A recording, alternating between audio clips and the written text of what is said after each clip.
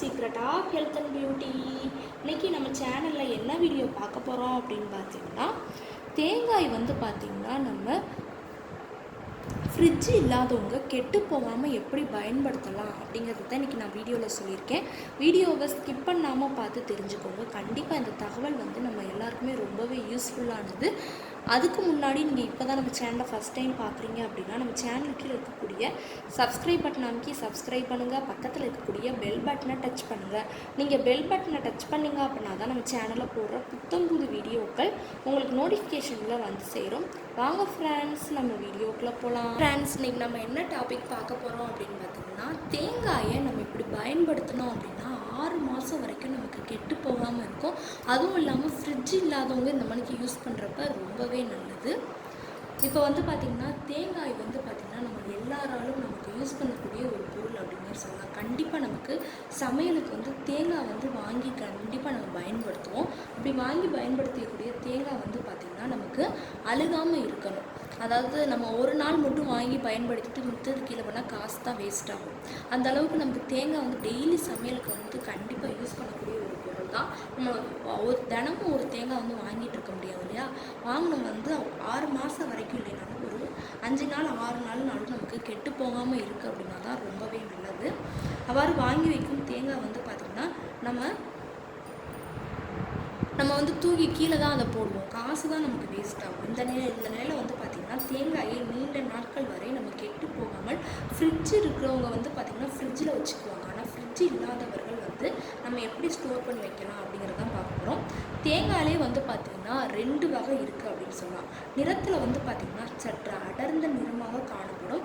தேங்காய் வந்து பார்த்திங்கன்னா பழைய காய் புது காய்ன்னு சொல்லி 2 வகையில் இருக்கும். அதில் வந்து பார்த்திங்கன்னா பழைய காய் வந்து அவ்வளோ சீக்கிரம் வந்து கெட்டு போகாது. ஆனால் புதிய காய் வந்து நமக்கு சீக்கிரமாக வந்து கெட்டு போயிடுறதுக்கான வாய்ப்புகள் வந்து உண்டு. அதனால் வந்து பார்த்திங்கன்னா மேக்ஸிமம் பழைய காயை வாங்கி நம்ம பயன்படுத்துகிறதே ரொம்பவே நல்லது. கடையிலேயே நம்ம கேட்டோம்னா சொல்லுவாங்க இது பழசா புதுசான்னு. நம்ம வந்து ஃப்ரிட்ஜ் இல்லாதவங்க பழைய காய் வாங்கி பயன்படுத்தினாலே ரொம்பவே நல்லது. அடுத்து பார்த்திங்கன்னா தேங்காய் மட்டையோ அல்லது உரிக்கப்பட்டு இருந்தால் அதோட குடுமி பக்கம் வந்து பார்த்திங்கன்னா நம்ம மேலே இருக்குமாறு தரைக்கு அடியில் தான் வைக்க வேண்டும். அப்படி வச்சோம் அப்படின்னா அது வந்து வேகமாக கெட்டு போகாது. நம்ம தேங்காயை இது பண்ணிவிட்டு அந்த குடுமி இருக்கிற பக்கம் கீழ் நோக்கி நமக்கு தரையில் பட்டு இருக்கணும். மற்றதும் அந்த மேல் நோக்கி இருந்துச்சு அப்படின்னா ரொம்பவே நல்லது. இவ்வாறு குடுமி பக்கத்திலே மேலே பார்த்தவாறு வைத்தோம் அப்படின்னா தேங்காய் இருக்கும் 3 கண்களில் தண்ணீர் படாமல் வச்சுருக்கணும். அந்த 3 காணல்கள்லேயும் நம்ம தண்ணீர் படாமல் பாதுகாத்து வச்சுருந்தோம் அப்படின்னா நம்ம தேங்காய் வந்து சீக்கிரமாக கெட்டு போகாமல் இருக்கும். கண் பகுதி அதிகமாக ஓட்டை விழுவும். அதனால் வந்து பார்த்திங்கன்னா தண்ணீர் படாமல் நம்ம வச்சுக்கணும். தேங்காயில் மேக்ஸிமம் வந்து பார்த்திங்கன்னா உடச்சிட்டோம் அப்படின்னா தண்ணி படாமல் வச்சுக்கணும். நமக்கு ரொம்பவே நல்லது. 6 மாதம் ஆனாலும் கெட்டு போகவே போகாது. உடைத்த தேங்காய் என்றால் எப்போதுமே கண்ணீருக்கும் பகுதியை முதலில் வந்து நம்ம பயன்படுத்தி கொள்வது ரொம்பவே நல்லது. வீட்டில் ஃப்ரிட்ஜ் இல்லாதவர்கள் உடைத்த தேங்காய் மூடிகளை ஒரு பாத்திரத்தில் சுத்தமான தண்ணீரில் போட்டு நம்ம வந்து பார்த்திங்கன்னா சில்லாக எடுத்து போட்டு வைக்கணும். இல்லை நான் ஒரு அரை மூடி தேங்காய் வச்சுருக்கேன் அப்படின்னா நான் சொன்ன மணிக்கு நீங்கள் வந்து தண்ணி படாமல் வச்சுருங்க. நான் பாதி எடுத்துகிட்டு வச்சுருக்கேன்னா அதையும் நம்ம சில்லாக எடுத்து நல்லா சுத்தமான தண்ணீரில் போட்டு நம்ம ஒரு நாளைக்கு 3 முறை கட்டாயம் அந்த தண்ணியை வந்து நம்ம மாற்றிக்கிட்டே இருந்தோம் அப்படின்னா அது வந்து கெட்டு போகாமல் இருக்கும். தேங்காய் சில்லாக இருந்தாலும் சரி மூடியாக இருந்தாலும் சரி நம்ம வந்து பாதுகாப்பாக வைக்கிறது ரொம்பவே நல்லது.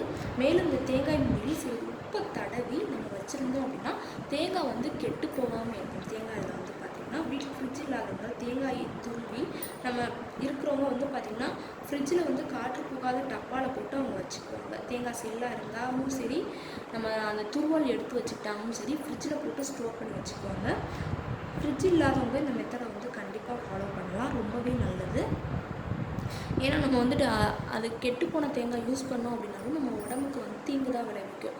அதுக்கு வந்து நம்ம இந்த மணிக்கு வந்து யூஸ் பண்ணிக்கலாம். ஓகே ஃப்ரெண்ட்ஸ், இந்த வீடியோவில் நான் சொன்ன இந்த தகவல் வந்து உங்களுக்கு ரொம்ப பிடிச்சிருக்குன்னா லைக் பண்ணுங்கள்.